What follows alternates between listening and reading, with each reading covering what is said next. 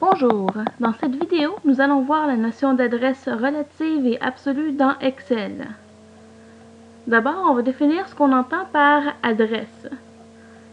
Il s'agit de l'emplacement d'une cellule qui est donnée par la colonne. Donc, on a les différentes colonnes ici, A, B, C, D, etc. Et par la ligne 1, 2, 3, ainsi de suite. Donc, par exemple, j'ai le nombre 11,867 qui est à l'adresse C3, colonne C et ligne 3. Quand on demande à Excel d'effectuer une opération, on peut tout simplement lui donner l'adresse des cellules concernées au lieu d'écrire le nombre en tant que tel. Donc, si je veux, par exemple, additionner les deux nombres qui sont ici, à B3 et B4, je vais aller en dessous. Et une instruction commence toujours par le symbole égal. Alors, j'écris au clavier égal B3. Là, voyez-vous, il encadre la cellule B3 avec un encadré bleu. Et il me met l'adresse en bleu ici. Comme ça, on peut vérifier qu'on a bien sélectionné la bonne cellule. Plus B4. Et là, il fait l'addition des deux. On peut aussi, à la place d'écrire l'adresse d'une cellule avec le clavier, tout simplement cliquer dessus avec la souris. Donc, je vais faire la même chose ici. Je vais additionner C3 et C4 égale. Et là, je clique. Il me met directement l'adresse. C3 plus C4. J'appuie sur la touche Entrée et il me fait la somme. Donc, en faisant référence à l'adresse du contenu qu'on veut utiliser, au lieu de juste marquer le nombre, ça permet de rapidement corriger des erreurs sans avoir à vérifier partout.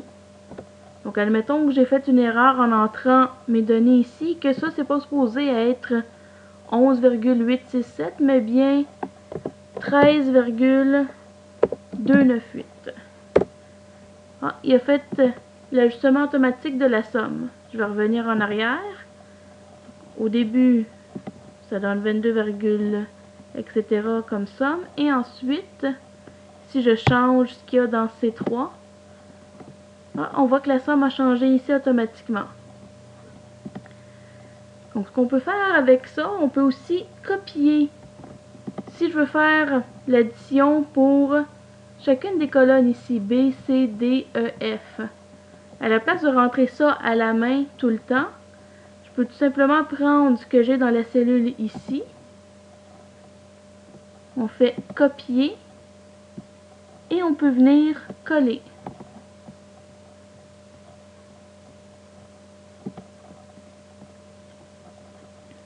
Et là, si je vérifie, il fait D3 plus D4, E3 plus E4, F3 plus F4.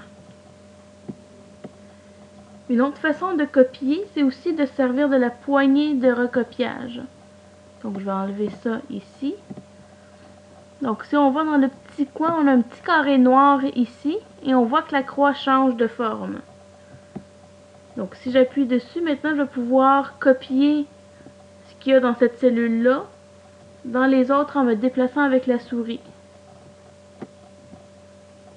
Et hop, j'ai maintenant mes sommes.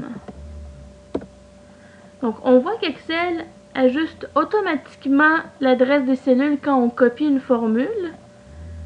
Ici, je pars de B3 plus B4 et quand j'ai copié, il a automatiquement ajusté. Quand ça a changé de colonne, il a pris les cellules dans l'autre colonne à côté. Donc, c'est ce qu'on appelle utiliser une adresse relative. Donc, dans plusieurs situations, on n'a pas nécessairement besoin qu'Excel ajuste automatiquement. Donc, on va voir qu'est-ce qu'on fait pour utiliser une cellule de façon absolue, donc qui ne change pas de place. Donc, j'ai ici un petit tableau.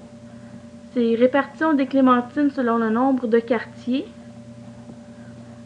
Et j'aimerais ça calculer le pourcentage. Donc, quel pourcentage des 30 clémentines a 8 quartiers? Donc, j'en ai 3 sur 30. Donc, je vais faire le calcul. Égale C3 divisé par C8. Et là, il me donne 10%. Donc, si je copie ça en dessous, on voit qu'il me met un message d'erreur. Pourquoi? Parce qu'il a descendu toutes les cellules. Vu que j'ai copié la formule dans la ligne en dessous, il a pris toutes les adresses que j'avais dans ma formule originale et a déplacé ça d'une ligne vers le bas.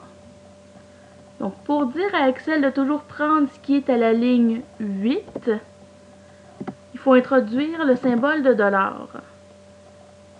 Et on met ça devant ce qui indique la ligne. Donc, c'est $8. Maintenant, quand je vais copier cette formule-là, il ne va jamais changer de ligne. Donc, on copie et on colle. Et voilà, maintenant, j'ai plus de message d'erreur. Et si on vérifie ici, on voit qu'il a toujours pris le contenu qu'il y avait dans la cellule C8.